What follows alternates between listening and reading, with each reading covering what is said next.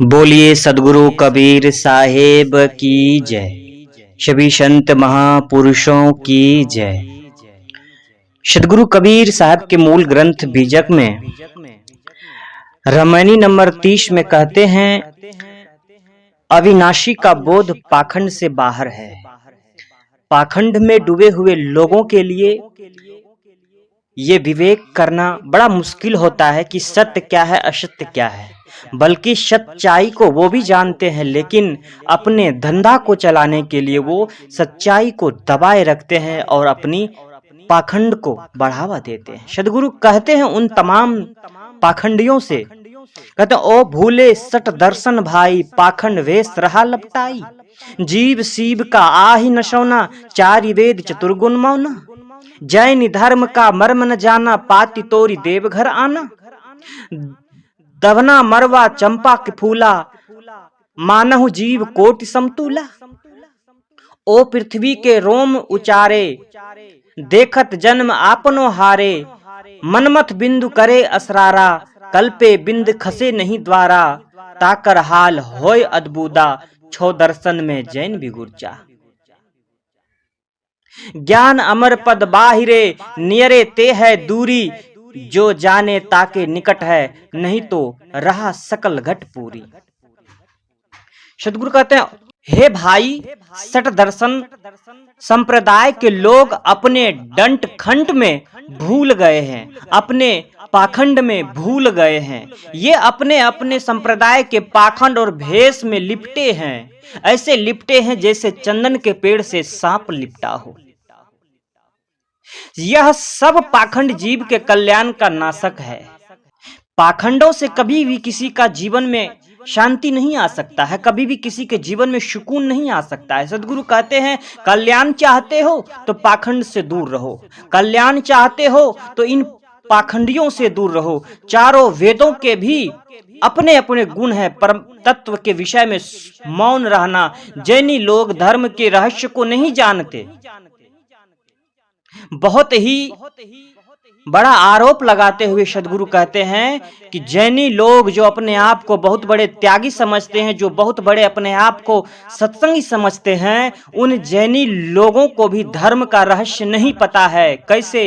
कहते हैं, वे फुलवापति तोड़कर देव मंदिरों में लाकर अपने तीर्थकारों की मूर्तियों को चढ़ाते हैं। दौना मरवा चंपा आदि के फूलों को तोड़कर जब मूर्तियों पर चढ़ते हैं, तब उनको यह नहीं समझ पड़ता कि हम मानव करोड़ों जीवों की हत्या करने से समान पाप करते हैं, क्योंकि जैन मत में फूल पत्तियों में असंख्य जीवों के होने की कल्पना की गई है और पार्थिव शरीर के अर्थात सिर मुख आदि के बाल उखाड़ते हैं। यह भी एक प्रकार आत्महिंसा है। इस प्रकार प्रत्यक्ष ही अपने जीवन को खो रहे हैं। ब्रजोली क्रिया रूप मनमथ व्यवहार का वीर्य को धारते हैं। मन में वीर्य के गिरने की कल्पना होती है, परंतु ब्रजोली अभ्यास के प्रभाव से वह गिरने नहीं पाता। ऐसे लोगों की दशा अद्भुत है। 6 दर्शनी वेशधारियों में जो एक जैनी है, इनकी स्थिति ज्यादा उलझन पूर्ण है। ज्ञान स्वरूप चेतन ही परम मद है। वह सट दर्शनों के पाखंड से बाहर है। वह निकट होते हुए भी पाखंड के कारण दूर सा हो गया है। जो उसे तत्व से जानता है उसके निकट है। निकट भी कहने का एक तरीका है, वस्तुतः वह स्वयं स्वरूप ही है। जो उसे नहीं जानता उसके मन में सो कल्पना की परिपूर्ण हो रही है, अथवा वह न जानने पर भी वह सभी घंटों में विद्यमान है। सदगुरु कहते हैं, योगी जंगम सेवड़ा जैनी सन्यासी दरवेश फकीर तथा ब्राह्मण, ये 6 दर्शन है।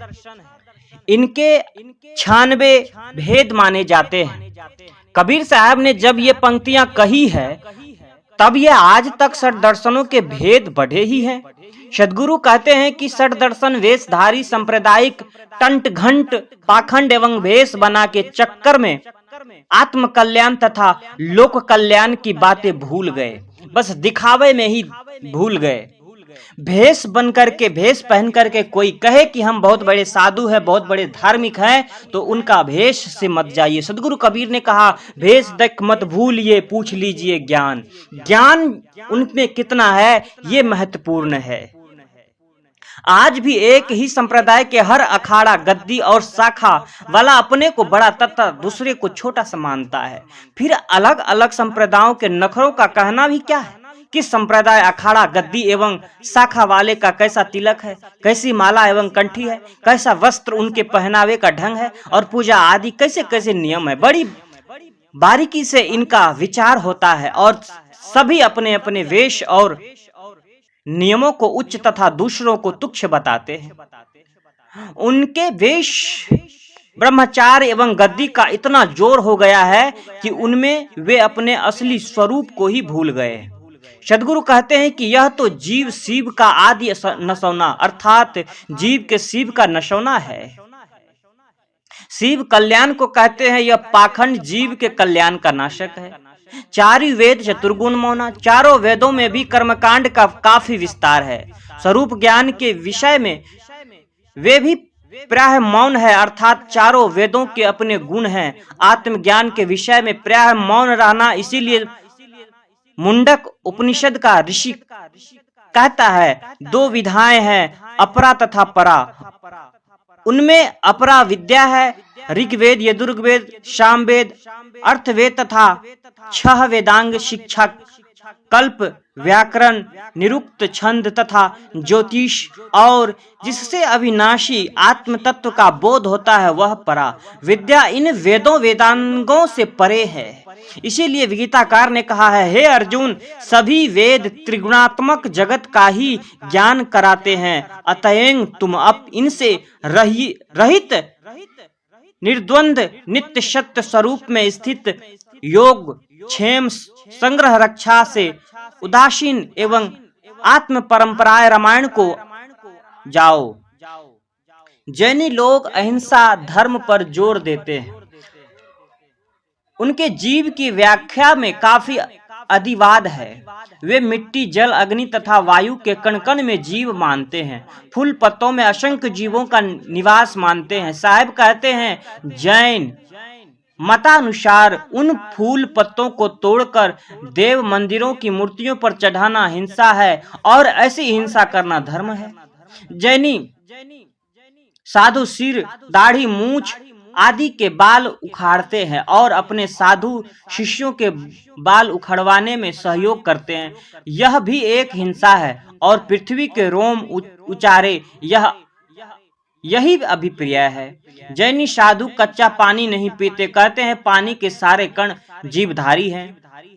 उनके भक्त पानी उबाल देते हैं, भोजन पका देते हैं, तब वे उन्हें ग्रहण करते हैं, जिससे उन्हें हिंसा का पाप न लगे। भक्तों को यह भी कहना पड़ता है कि यह गर्म जल या भोजन हमारे लिए है, तब साधु लेते हैं। इससे साधु लोग यह मानते हैं कि वह सारा दोष भक्तों पर गया। यदि भक्त साधुओं से कह दे कि आपके लिए है, तो पकाने गरमाने में कोई हिंसा का पाप साधुओं पर चला जाएगा। वर्षा चौमास में जैनी साधु इकट्ठा रहते हैं।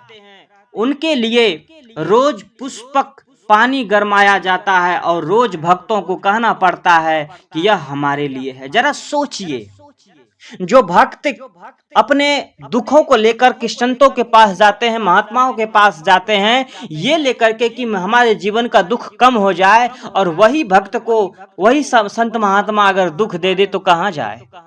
बड़ा आडंबर है। पाप खुद करो लेकिन हमारे ऊपर मत दो, लेकिन हम अपने हाथ से हमें भोजन जरूर दो। सदगुरु कहते हैं, इन सभी पाखंडों को छोड़ो। इन सभी पाखंडियों के चक्कर में पड़ने से कल्याण नहीं हो सकता है। कल्याण तो तुम्हें तभी होगा जब तुम खुद को जानोगे, अपने आप को जानोगे, आत्म अवस्था को जान पाओगे, तब।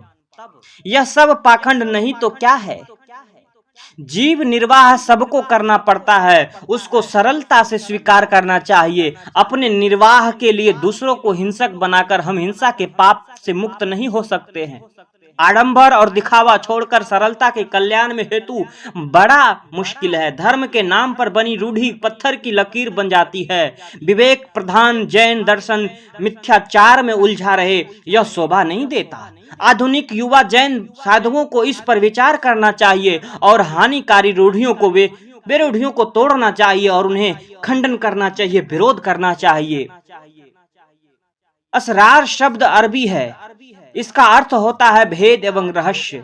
असरार का अर्थ लगातार भी होता है। सदगुरु कहते हैं मंथन बिंदु करे असरारा, अर्थात काम के वश में होकर वीर्य स्तंभन करने का रहस्यमय एवं गुप्त अभ्यास करते हैं या लगातार अभ्यास रहते हैं। टीकाकारों ने असरार का अर्थ दुष्ट व्यवहार की भी माना है। इस प्रसंग में ये सभी अर्थ उपयुक्त लगते हैं। ब्रजोली एक हठ योग की क्रिया है।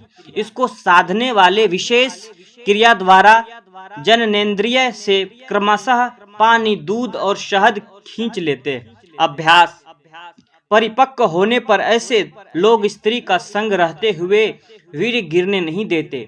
इस ब्रजोली को भी लोग तथा मोक्ष का साधन मानते हैं। यह सब वासना तृप्ति का एक साधन है और कल्याणार्थी साधकों का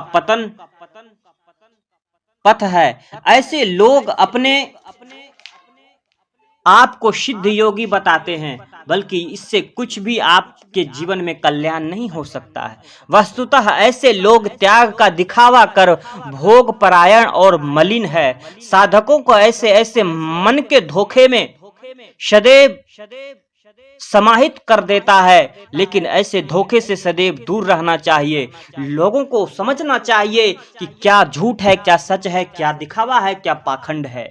6 दर्शन में जैन विगुर्चा एवं विगुर्चना का अर्थ है उलझन। सदगुरु कहते हैं कि योगी जंगमादि 6 दर्शनों में जैन को सेवड़ा भी कहलाते हैं, ज्यादा उलझे हुए हैं, अर्थात अन्य 5 दर्शनी तो उलझे ही हैं, किंतु जैनी अधिक उलझे हैं। इसका यह अर्थ न समझकर किसी टीकाकार ने 6 दर्शन का अर्थ वैदिक 6 दर्शन, सांख्य, योग, न्याय, वैशिक, मीमांसा तथा वेदांत लिया है और अर्थ माना है कि जैनी इन 6 दर्शन में उलझे हैं। फिर उन्होंने टिप्पणी की है, कबीर यहाँ भूल सकते हैं क्योंकि जैनी संख्यादि 6 वैदिक दर्शनों को मानते ही नहीं। वे उनमें उलझेंगे क्यों? परंतु भूल कबीर की नहीं, टीकाकार की है। इस रामायणी के शुरू की ही चौपाई है, ओ भूले 6 दर्शन भाई, पाखंड भेष रहा लपटाई इत्यादि। ऊपर इसका खुलासा हो गया है। ज्ञान अमर पद बाहिरे, ज्ञान ही अमर पद है जो 6 दर्शन के सांप्रदायिक जंजाल, द्वेष, ब्रह्मचार्य एवं अहम हीन तत्व से परे है। हर मनुष्य के भीतर ज्ञान की एक अखंड ज्योति निरंतर जलती रहती है। मैं हूँ, यह भाव सबको सब समय बना रहता है। मैं स्वयं ही ज्ञान स्वरूप हूँ। सबके भीतर का स्व ही ज्ञान है और ज्ञान ही स्व है। वह अमर पद है। अमर पद का अर्थ अविनाशी स्वरूप है। चेतन का कल्याण लक्षण जड़ तत्व से सर्वथा पृथक एवं स्वतंत्र है। जड़ तत्वों से चेतन गुण न होने से चेतन जड़ से सर्वथा भिन्न है। जो स्वतंत्र है वह नित्य है, जो नित्य है वह अमर है। इसीलिए कहा जाता है कि जीव एवं आत्मा अमर है। सदगुरु कहते हैं यह ज्ञान स्वरूप चेतन अमर है और इस ज्ञान एवं स्वरूप स्थिति को पाने के लिए 6 दर्शन के पाखंड की जरूरत नहीं है, बल्कि उससे दूर करने की जरूरत है। सांप्रदायिक पाखंड को इससे विरोधक है। अतएव यह ज्ञान पाखंड के बाहर की वस्तुएं हैं। इसके लिए तो निष्पक्षता, विवेक, सदाचार, वैराग्य, भक्ति, सरलता आदि की आवश्यकता है। यह अमर पद निकट होते हुए भी विषयाशक्ति, पाखंड, पक्षपात आदि में उलझे हुए लोगों के लिए दूर है। नियरे ते है दूरी। यहाँ नियरे पद का प्रयोग लाक्षणिक है, क्योंकि अपना स्वरूप ज्ञान चेतन व्यक्ति के स्व से अलग नहीं है। इसीलिए वह नियरे नहीं किंतु स्वयं है। नियरे तो एक कहने का तरीका है। सदगुरु कहते हैं जो जाने ताके निकट है। जिससे न समझ लिया कि परम तत्व मुझसे अलग नहीं है, उसके लिए यह निकट हो गया है, तात्पर्य से सरल हो गया है। अन्यथा नहीं तो रहा सकट घट पूरी। जिन्हें स्वरूप का ज्ञान नहीं, उन सबके घट में तो भ्रांति ही भरी है कि परम तत्व मुझसे अलग है अथवा अविनाशी चेतन सब घटों में विद्यमान होते हुए भी अनुभवी रहित होने से अविद्यावान के समान है। शराब पी लेने से गले का कंठा भी खोया जैसा लगता है। अतएव हमें सांप्रदायिक ब्रह्मांडवर से हटकर अपने स्वरूप का ज्ञान तथा स्थिति प्राप्त करना चाहिए। यही इस संदर्भ का सार है और इसी पर अपने आप को विचार करना चाहिए कि आखिर में पाखंड से परे रहने में फायदा क्या है। तो बंधुओं, आप लोगों ने भी सुना कि पाखंड से परे होने का उपाय क्या है और पाखंड से परे होने के बाद ही आपको कल्याण की अनुभूति हो सकती है, शांति की अनुभूति हो सकती है, इसके पश्चात आपको नहीं हो सकता है। तो सदगुरु कबीर साहब के विचार को आपको सुनकर कैसा लगा कमेंट बॉक्स में जरूर बताएं। अभी तक आप लोगों ने चैनल को सब्सक्राइब नहीं किया तो प्लीज चैनल को सब्सक्राइब कर लें, ज्यादा से ज्यादा शेयर करें। बोलिए सदगुरु कबीर साहेब की जय।